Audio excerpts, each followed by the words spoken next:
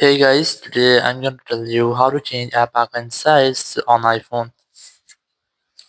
If you're using any iPhone and you want to change your icon size, so let's see how can you do that. So you have two easy ways. The very first way is that just keep a long press on your home screen and then tap on the edit option at the top right or the top left here. Just click edit and then just tap on customize option.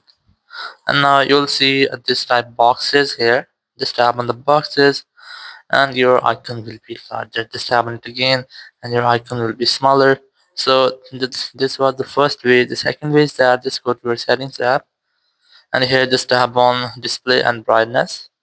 Just scroll down and look for display zoom. Just select this option here and then tap on larger text. Just select this option, then tap on done option at the top right, then tap on use zoom. So once you want to use your zoom screen, your phone will restart first, and after restart you can easily use zoom feature in your iPhone. So after making it zoom, all of your display will be zoomed, your text, your icons, and everything you have in your iPhone. Thank you very much for watching the video. Until next video, bye bye.